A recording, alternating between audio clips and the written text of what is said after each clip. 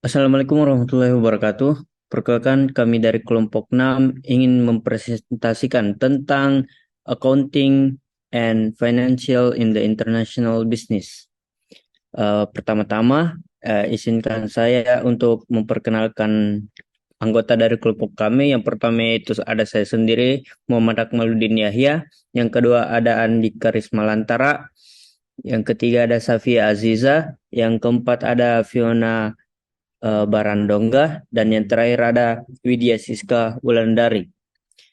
Nah, adapun beberapa topik pembahasan yaitu apa itu pengertian dari finance accounting, yang kedua ada apa itu tujuan dari financial accounting, yang ketiga perbedaan finance dan accounting, yang keempat ada komponen utama financial accounting, dan juga ada jenis-jenis laporan keuangan atau laporan financial accounting, dan yang terakhir yaitu aplikasi dan keunggulan dari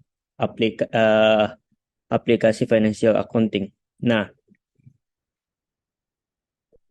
pembahasan yang pertama yaitu pengertian finance accounting yang akan dijelaskan oleh saya sendiri. Jadi, financial accounting ialah suatu cabang atau bagian dari akuntansi itu sendiri, yang dimana kegunaannya adalah untuk melacak transaksi keuangan di suatu perusahaan. Nah, akuntansi keuangan ini biasanya merujuk pada suatu pembukuan dengan mengklasifikasikan, menganalisis, meringkas, dan mencatat transaksi keuangan seperti pembelian, penjualan utang maupun piutang yang nantinya disatukan dan disiapkan ke dalam sebuah laporan keuangan. Nah, laporan keuangan nantinya akan yang menjadi tolak ukur dalam pengambilan suatu keputusan oleh para investor, pemilik, ataupun pemegang saham nantinya yang akan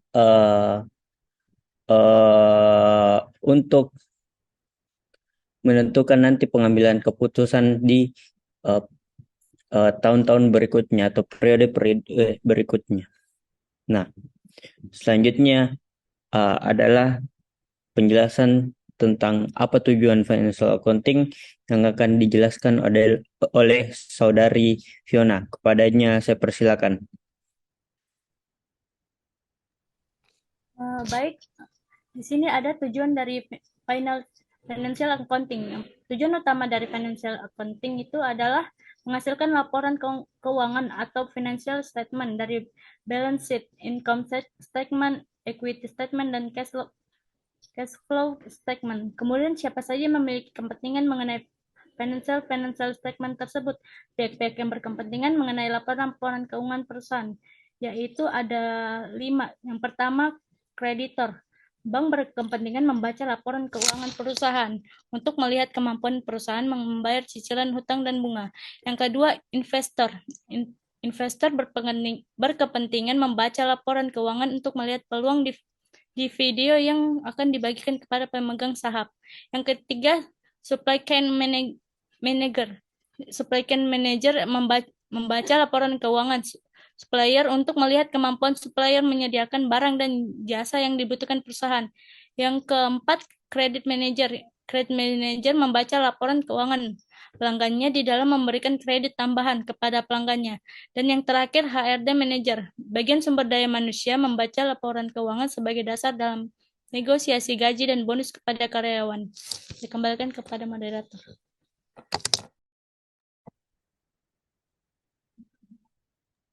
Baik, selanjutnya yaitu penjelasan mengenai apa perbedaan finance dan accounting akan dijelaskan oleh saudari Widya. Kepadanya saya persilakan. Perbedaan finance dan accounting. Finance adalah bagian yang mengelola dan memegang uang secara langsung baik dalam bentuk uang kartal maupun uang giral. Pengertian finance adalah seni dalam mengelola uang yang memengaruhi kehidupan setiap orang atau organisasi. Sementara accounting adalah seni dalam mengukur, berkomunikasi, serta menginterpretasikan aktivitas keuangan. Jika dilihat, definisi accounting merupakan pengukuran, penjabaran, dan pemberian kepastian terhadap informasi keuangan yang akan membantu pimpinan dalam mengambil keputusan. Selanjutnya, komponen utama financial accounting. Dalam pencatatan akuntansi, suatu transaksi dicatat dan dikelompokkan berdasarkan kategori tertentu. Berdasarkan kategori pencatatannya, terdapat 5 komponen utama dalam financial accounting, yaitu yang pertama, aset. Aset adalah semua sumber daya perusahaan yang memiliki nilai untuk memungkinkan perusahaan menjalankan bisnis dalam jangka pendek dan panjang. Yang kedua, liabilitas. Liabilitas adalah kewajiban perusahaan untuk membayar sejumlah uang tertentu baik kepada pihak eksternal maupun pihak internal. Yang ketiga, ekuitas. Ekuitas adalah besarnya hak atau kepentingan pemilik perusahaan pada harta perusahaan. Yang keempat adalah pendapatan. Pendapatan disebut juga revenue atau income, adalah uang yang didapatkan perusahaan atas operasi usahanya, misalnya dari penjualan barang atau jasa. Yang kelima, biaya. Biaya adalah uang yang dikeluarkan perusahaan untuk membiayai operasional usahanya. Sekian dari saya kembalikan ke moderator. Baik, selanjutnya yaitu pembahasan tentang apa itu saja jenis-jenis laporan keuangan akan dijelaskan oleh Saudari Safia Sisa. Kepadanya saya persilakan. Jadi saya akan menjelaskan jenis-jenis laporan keuangan. Jadi laporan keuangan sendiri itu adalah gambaran akurat tentang keuangan suatu perusahaan pada tahun tertentu. Laporan keuangan ini disusun dengan menggunakan data keuangan yang dikumpulkan oleh akuntan atau analis keuangan perusahaan. Laporan keuangan ini perlu dilaporkan dengan mengikuti prinsip-prinsip akuntansi yang ditentukan dan distandarisasi untuk menciptakan keselarasan di semua tingkatan. Pada umumnya terdapat 4 jenis laporan keuangan.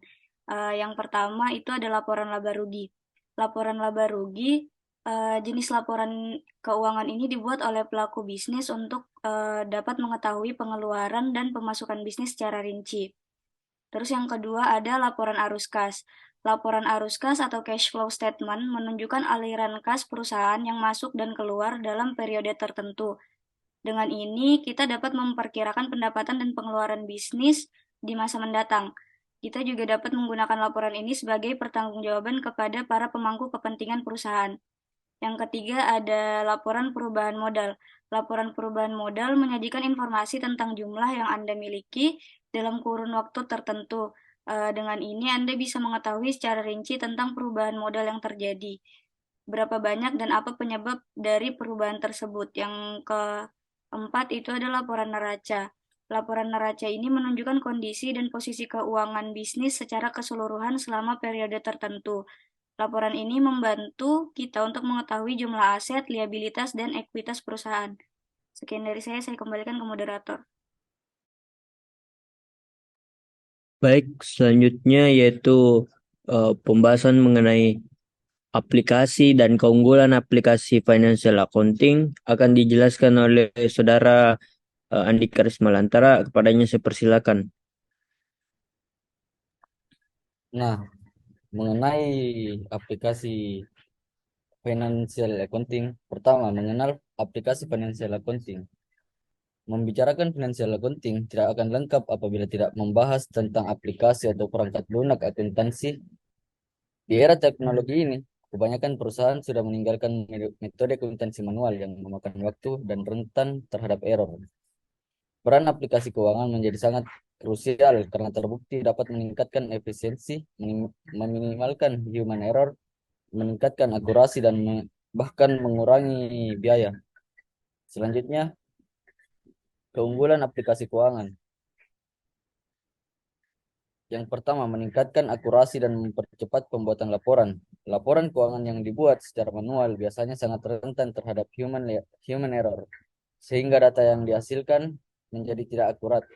Selain itu, perbuatannya dapat memakan waktu yang cukup lama sehingga mengurangi produktivitas staf keuangan. Aplikasi keuangan memungkinkan pembuatan laporan keuangan secara instan, Aplikasi keuangan yang baik pasti menyediakan data keuangan real time yang sesuai dengan regulasi keuangan di Indonesia.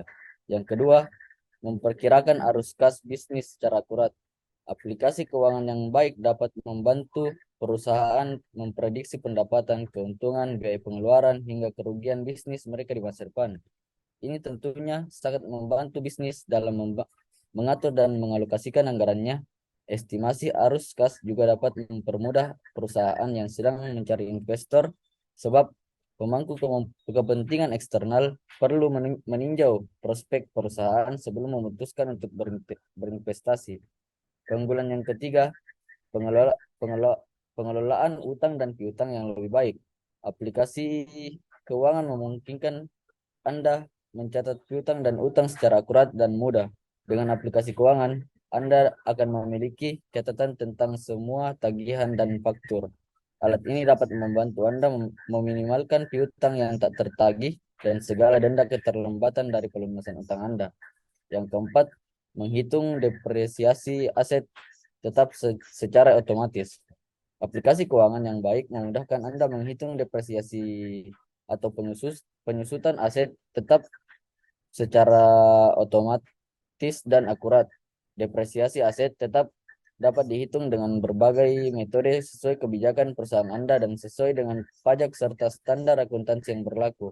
Keunggulan yang terakhir, melakukan rekonsiliasi bank secara cepat. Dengan aplikasi keuangan, Anda dapat secara otomatis mencocokkan transaksi, saldo, dan kas langsung dengan kondisi akun bank Anda serta memberikan rekomendasi transaksi yang cocok sesuai dengan nominal pada transaksi. Saya kembalikan ke moderator. Baik, itu saja dari kami. Kurang lebihnya mohon dimaafkan.